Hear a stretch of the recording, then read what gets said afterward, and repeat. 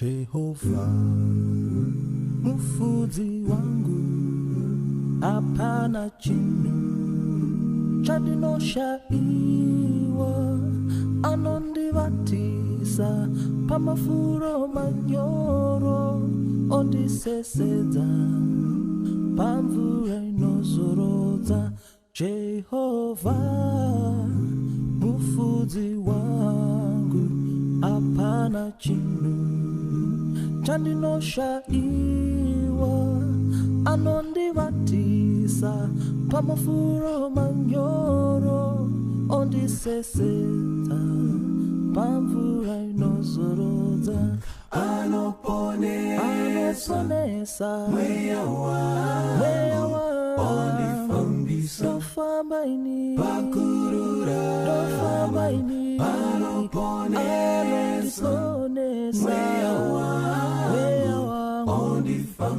ondifambisa pakururama. Ndichagara mbama Jehova kwa mazuva na mazuva, makandidzivirira kubva kuvavengi.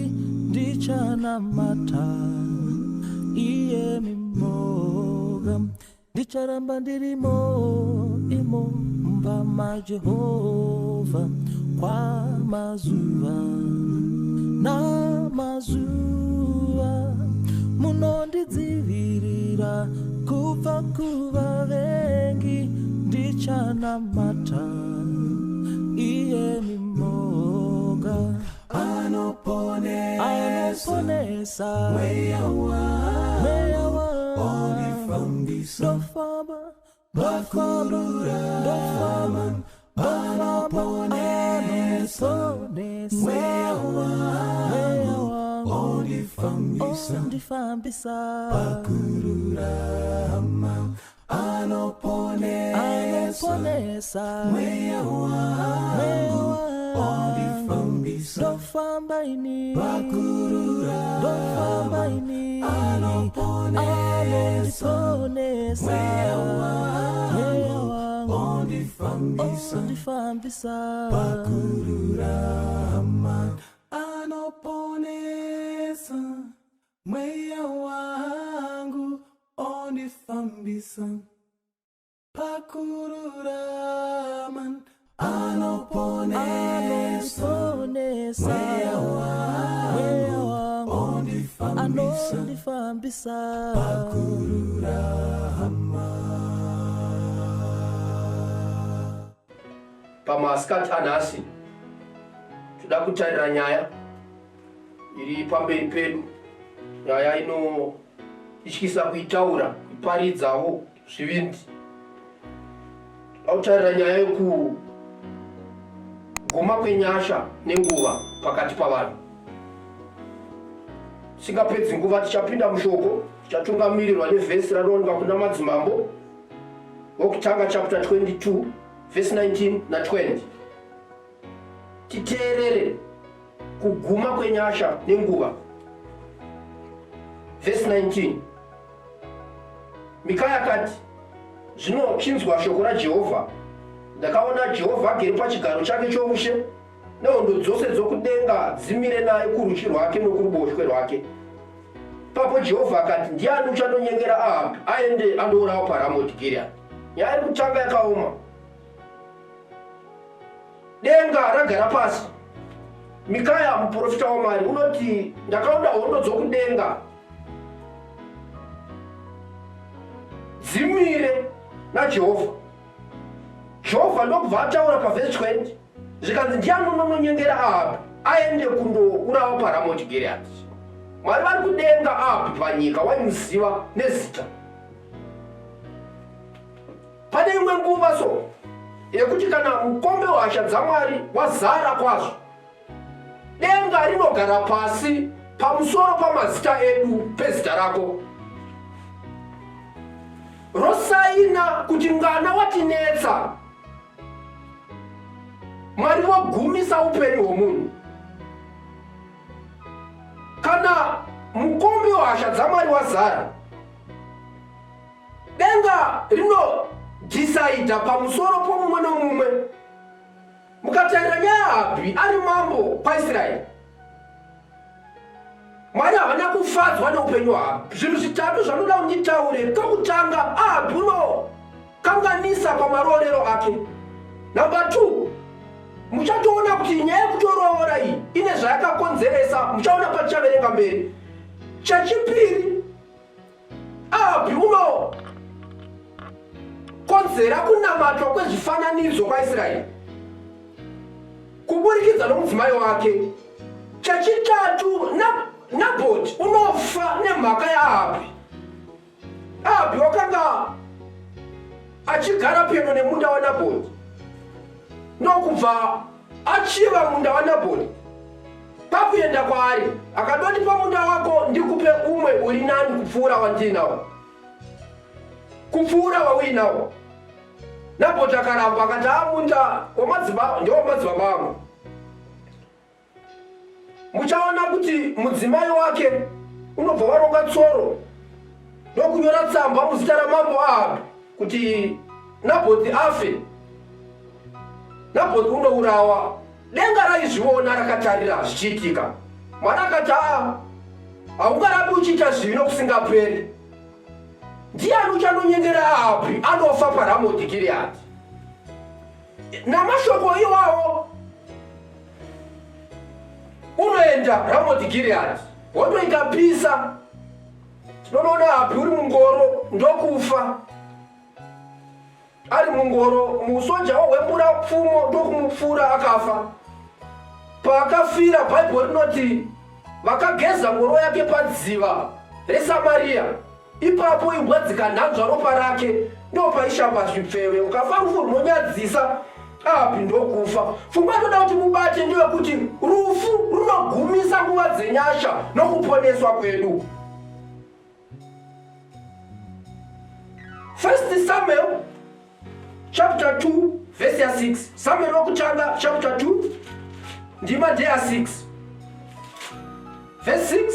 Jehovha ndiye unouraya nokuraramisavo, ndiye unoburusira kubwiro nokukwidzawo.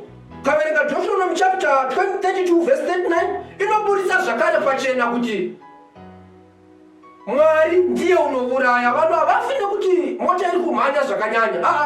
Vanhu havafi neurwere, vanofa kana Mwari atendera kuti vafe. Asi chinorwadzwa ndevanhu vanofa vasina kugamuchira nyasha dzaKristu dzinouya neruponeso. Nyaya yokufa haisi dambudziko kuna Mwari, asi inoita dambudziko kuvanhu vanofa vazvidza nyasha dzaKristu nenguva yavapiwa yokuponeswa. Chechipiri, vanhu vanosindimara mwoyo. Kaverenga kuna vaRoma 1 verse 24 na 25 inoti, saka Mwari mukuchiva kwemwoyo yavo akavaisa kutsvina kuti vanyadzise miviri yavo pakati pavo, avo vakatsinhana zvokwadi yaMwari nenhema, vakanamata nokushumira chisikwa kupfuura musiki, iye unokudzwa nokusingaperi. Amen. Saka Mwari wakavaisa pakuchiva kunonyadzisa. Saka mukatarira vaRoma iri kuti Mwari pakuchiva kwemwoyo yavo, dambudziko nderemwoyo, Mwari akavaisa kutsvina, kukunyadziswa kukuru. Nemhaka yei? Nemhaka yokuti ndizvo zvinoda mwoyo yavo. Saka Mwari unowedzeresa kusindimarisa mwoyo kuvanhu vanoramba kuteerera zvokwadi yake. Saka ukaona mwoyo wako wasindimara, uri kutambira muground rokuzvidzwa kwenyasha, nguva inoguma, nyasha dzinoguma. Vateseronika vechi 2 chapter 2 verse 11 na 12 inotaura kuti vanhu ava vanosindimara mwoyo, Mwari unovatumira simba rokukanganisa. Vateseronika vechipiri chapter 2 verse 11. Saka Mwari unovatumira simba rokukanganisa kuti vatende nhema, kuti vose vasina kutenda zvokwadi asi vakafarira zvakarurama vatongwe. Saka Mwari manje kuvanhu vanosindirimara mwoyo, Mwari unovapa simba. Come on. Unovapa simba rokukanganisa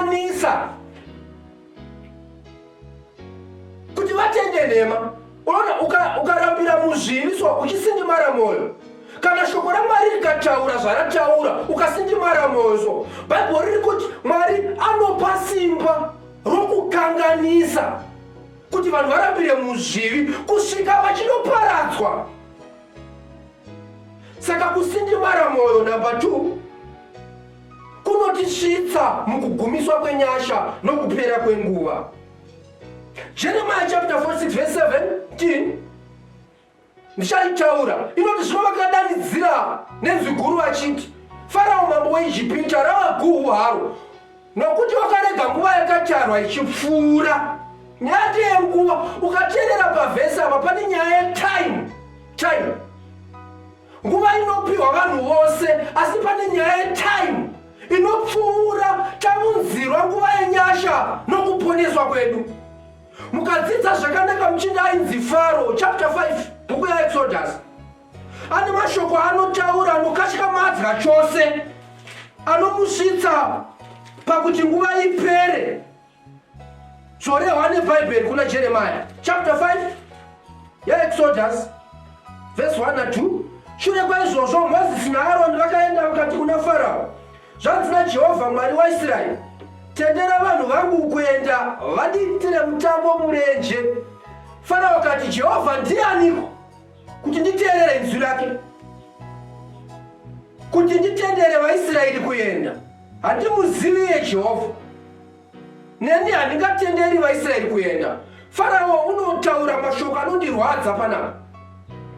Mozisi wasvika kuna Farao, zvandotendera Israeri inondinamata murenje kwamazuva 3.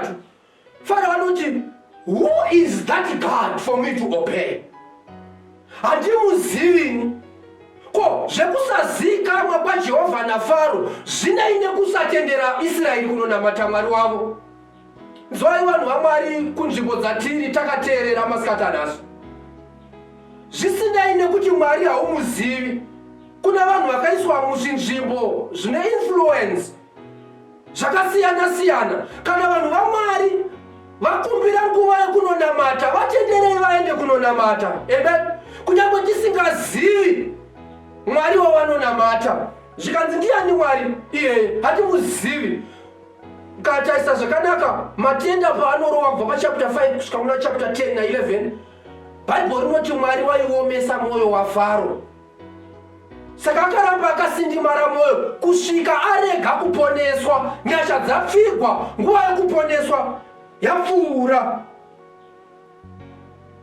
Hebrews chapter 10 verse 26 inobudisa nyaya yekudzokera shure. Kuna vanhu vazhinji zvisinei nemachechi atinopinda neatakapinda, kune vanhu vanozvidza nyasha dzaMwari, vakagamuchira chokwadi yaMwari, vakagamuchira zivo mushoko raMwari, vakagamuchira mweya mutsvene pakubhabhatidzwa kwavo, asi vanoramba vachirambira muzvakaipa zvavo. Kudzokera shure. Hebrews chapter 10 verse 26. Bhaibheri chapter 10 verse 26. Nokuti kana tichitadza nebhoni, kana tagogamuchira zivo rezvokwadi, hakuchino chibayiro pamusoro pezvivi. Ndoda kuti tibate mamwe makarekta ari muBhaibheri vakakutana neruponeso, so vazvidza nyasha dzaMwari nenguva yekuponeswa. Kaverenga bhuku yaMatiyo chapter 27 verse 19, Pilate ari pachigaro chokutonga kuNew Testament, otonga Jesu. Mudzimai wake ari kumba, usiku ihwohwo haana kurara, unonyora tsamba kuna Pilate murume wake. Katatambudzika kwazvo nokuda kwemurume uyu. Zvitorei in the literal sense ari nhasi. Dzimai wako kunyorera tsamba kuti handina kurara kumba uyu nemhaka yemurume uyu. Hazviperi zvakanaka. Anditambudza, wakarurama murume uyu. Saka mukadzidza zvakanaka nyaya yaPilate, Jesu aiswa kwaari, unorangarira kuti Jesu uyu muGalili. So kuti nyaya ifambe zvakanaka, regai ndimuise kuna nai, kuna King Herod. Anotora Jesu ndobva amubvunza, but tisati tasvika kuna Herod tiri pana Pilate anobvunzwa mubvunzo kuna Jesu yanoda kuti mboverenga pana John chapter 18. John chapter 18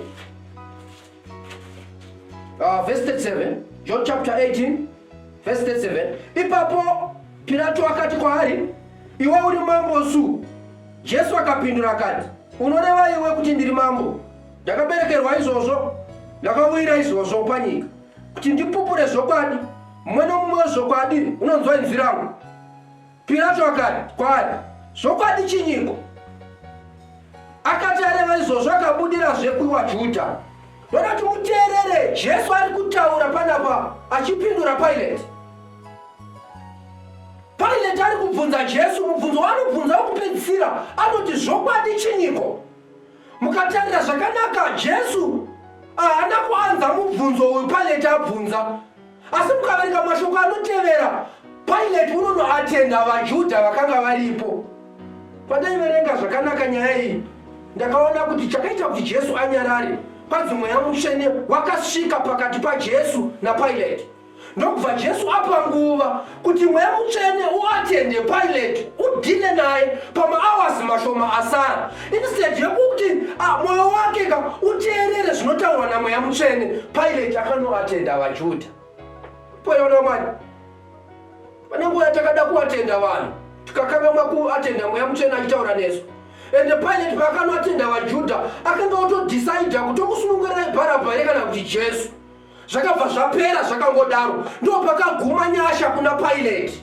Asambowana mukana wokuti ataure naJesu pauzima. Jesu aripo, Mweya Mutsvene aripo, asi zvakakutana, nguva ikapera nyasha dzikapfigwa. Herodhi wakamboda kuona Jesu. Page 2, kwaverenga chapter 23, 8 na 9. Nyaya inoreferenzwa kuna chapter 14 ya Matthew. Notiburitsira kufa kwake,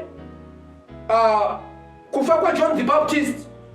John the Baptist unourawa nemhaka yei, wakarambidza kufambidzana kwakanga koita Herodhi nomudzimai waPhilip ainzi Herodias. Ndobva aita birthday party, munoiziva nyaya iyi kubva kare. Mwana akatamba, wakatamba chirudzi, zvikanzi taura chaunoda ndinokupa. Ndokunobvunza mai ndokusovha nyaya dzavo kuburikidza nemusoro waJohn the Baptist, ndokubva afa. Mukadzidza zvakanaka, pakaurawa John the Baptist ndo pakapfigwa nyasha kuna King Herod. Kunyange akazoona Jesu papaye, kwanzi wakamubvunza zvinhu zvizhinji. Bible haritipe detail rekuti akabvunza kuti kudini, but pazvinhu zvizhinji zvaakabvunza Jesu akaramba akanyarara. Chikonzero, Herodhi wakamhura Mweya Mutsvene, nyasha dzikapfigwa pavakadimbura musoro waJohn the Baptist. Zvikapera zvakadaro. Nyasha nenguva zvinoguma vanhu vaMwari. Sazvidza nyasha panguva yokuponeswa. Ngatigamuchirei nyasha dzaKristu dzinotiunzira ruponeso. Paverenga nyasha idzi hadzisogari nokusingaperi. Paverenga Habhakuku 2 verse 20. Noti Kristu uri munzvimbo yake tsvene-tsvene, nyika yose ngainyarare. Uri mutemberi, munzvimbo tsvene-tsvene yokudenga. Uri kumirira mutadzi, kuti mutadzi wakabva pana Kristu, asati aziva Kristu, auye kuna Kristu. Uri munzvimbo yokureverera. Haisi nguva yokudzokera shure ino kwatakabva, haisi kuti vanhu varare kumadoro, haisi nguva yokuswera vanhu vachitamba ngoma. Inguva yokuti vanhu vacheme zviwi kuna Kristu, ari munzvimbo muimba yokureverera kumusoro kudenga. Tasogari nokusingaperi. Kaverenga Vakorinte vekutanga chapter 7 verse 29. Ndoida ndigandiiverenge. Zvino ndinozvitaura izvi hama dzangu nokuti nguva ipfupi, nguva kuti kubva zvino vanhu vakadzi vave savasina, navanochema vave savasingachemi, navanofara savasingafari, navanotenga savasine chinhu, navanobata nezvenyika savasingabati nazvo, nokuti mugariro wenyika ino unopfuura. Pane zvinhu zvamentionwa muvhesi iyi. Panzi vanochema ngavaite sevasingacheme. Kusunga chiuno chaizvo, topukuta misodziso. Nekuti nguva yatiri kai, inguva yekuti tigomere pamusoro pezvivi zvenyu. Kana makafirwa pokuti misodzi tiri munguva inorwadza iri vanhu vari kushayikirwa navadikani wavo, but bhaibheri kuti musira pachena kuti kunyange izvozvo zvakadaroka Mwari vanotofarira kufa kwemutadzi pane mutadzi anochemewa asina kutendeuka. Shoko riri kuti musira pachena kuti vanochema ngavaite sevasingachemi, zvikanzi navanotenga ngavaite sevasingatengi. Mukafira nyaya yekunzi makachena, kana kuti vane micheka yakanaka, mbuya iya yaitengesa akaenda kuna Solomoni ikati mai makachena, munofira kunzi makachena nehembe idzi matende, muchiramba Kristu, muchivhainisa mabhero pamabhodha amunobva nawo Mozambique, maramba Kristu nokufamba nenguva dzisidzo dzakatarwa. Madii mashandisa nyasha idzi mugoponeswa.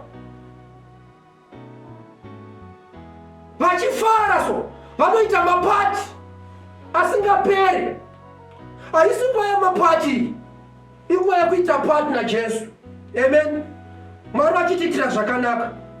Saka nazvadaro so ukaverenga bhuku yazvakazarurwa, bhuku yakupera kwenguva, chapter 15 ndibati ya5 kusvika pa8. Shure kwaizvozvo ndakaona temberi yeTebhenekari yochapupu yekudenga yakazarurwa. Temberi kudenga. Mutemberi mukabuda vatumwa vanomwe ana matambudziko manomwe, vakafuka mucheka wakachena unopenya, vakasungwa pazvifuva zvavo nemabhanire endarama. Verse 6 yati mutemberi makabuda vatumwa chinai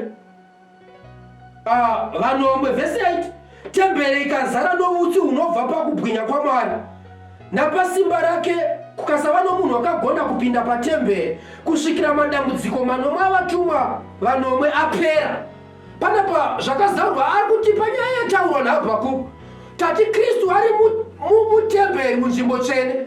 Panapa zvakazarurwa ari kuti temberi ikazara noutsi nokubwinya, utsi hwakabva pachigaro chaMwari, apo Kristu asingazogoni kumirira mutadzi nokusingaperi. Kwanzi kapu yokutadza kwavanhu panyika inozara. Mwari vobva vasimuka pachigaro vonokasta zvakaipa muimba yekanganwiro. Kwanzi temberi ikazara utsi, kukasava nomunhu anogara muno kusingaperi. Zvakazarurwa chapter 16 verse 17. Zvino chinomwe yakadurura ndiro yake mudenga, inzwi guru rikabuda muchigaro choushe richiti zvapera. Wechinomwe adurura ndiro yake mudenga, kwanzi inzwi rakabuda pachigaro rakati zvapera. It is done. When mercy and grace zvisisagoni kumirira mutadzi, Mwari vari pabhizinesi rokuponesa, kwanzi iwe rakanzwika kudenga mutemberi rakadanidzira richiti zvapera. It is done on earth. Kuna vanhu vakazvidza nyasha nenguva yekuponesa zvirakanzwika naJohani. Maevents enyika ino netime zvinoguma zvirakati zvapera. Zvakazarurwa chapter 22 verse 10. Zvakazarurwa chapter 22 verse 10. Ipapo akati kwandiri, usazarira mashoko okuprofita kwebhuku iri, nokuti nguva yava pedyo. Usina kururama ngaarambe achiita zvisakarurama, une tsvina ngaarambe achisvibiswa, wakarurama ngaarambe achiita zvakarurama, mutsvene ngaarambe achiita mutsvene. Nzwai vana vaMwari, pane nguva iri kuuya suni po denga richadanidzira kuti zvapera, zvaitwa. Akarurama agare akarurama, akasvibiswa agare akasvibiswa. Tadi tatora advantage yaKristu uri muimba yokureverera, anogona kutipukunyura pamhangwa dzose dzezvivi, agotiponesa nguva nenyasha zvisati zvagumiswa. Kunyange tisingani, Mwari unogara dare kudenga. Nguva ikapera, tadi tagamuchira Kristu achiri muimba yokureverera. Kune zvinhu zvizhinji zvinoitwa pasi pezuva, asi vanhu havagone kuextenda nguva yokuti munhu aponeswe. chinofadza pamberi paMwari ndevanhu vanofa vakagamuchira nyasha dzake. Kuseri kweguva hakuna kunamata. Tinoziva panyika ino zvinhu zvinotiwira zvizhinji chechi yaMwari. Vanhu vaMwari kwatakagara tiri, zivai chinhu ichi, pane nguva inoguma nyasha dzinopfigwa. Tatora advantage yaKristu ari muimba yokurevera, vakomana nevasikana, vana baba naana mai. Tagamuchira Kristu ari muimba yokureverera, notiregerera zvivi tigofamba naKristu muupenyu hwedu. Zvotorarama nhasi tisiye kufamba kwakaipa nokubata kwakaipa, tizive kuti kuna Kristu anoregerera zvivi zvedu nenyasha dzakatiwira. Vanhu vakatadza, asi nyasha dzakauya kwatiri nokupfuurisa. Pauro unotaura achiti tingarapire muzvivi here kuti nyasha dziwande? Haizva, ko vakamborarama muzvivi vakagamuchira Kristu vanogodzokera kuzvivi seiko? Kristu wadu unoponesa. Tirikuda kusvika panguva yekunamata. Kune vanhu vakanga vachokutana noruponeso nenguva yekuponesa, mukana unopfuura. Tadii tagamuchira Kristu? Pilate wakasiya mukana ukaenda. Herodi katamisa mukana ukaenda. Kutonga kwaMwari titowane kudenga. Wadi wakamuchira Kristu masikati ano. Zimbabwe, vanhu vose makateerera, tisazvisa nyasha dzaKristu. Mwari atiitire zvakanaka, atigomborere. Tichasvika panguva yekunamata. Ngatinamatei. Baba wedu vari kudenga, muzita raJesu, baitai henyu Mwari maburusa shoko kwatiri. Tadzidza nguva yatiri kurarama inguva yenyasha. Nyasha idzi dzine nguva yakatarwa. Tizorarami nokusingaperi panyika ino. Tadii tatora advantage yenyasha dzinounzira vanhu ruponeso. Baitai henyu Mwari nokutaura nesu. Vamwe takanamirana pazvakaipa zvedu, tikakatanurei Mwari neropa renyu rine simba. Tigorarama upenyu hwamunoda imi, mutifambise munzira dzokururama. Muregerere zvivi Mwari, titange upenyu hutsva. Kuna vanhu vakadzokera kumashure, ngavasimuke vatange zverwendo rwokufamba pamwe chete newe. Rapai vakaneta, zorodzai vakaremerwa. Sizikamwe kuti kuna Mwari wokudenga. Titaure kuti anonzi Mwari tinomuziva. Muzita raJesu ndomunamati wedu. Amen.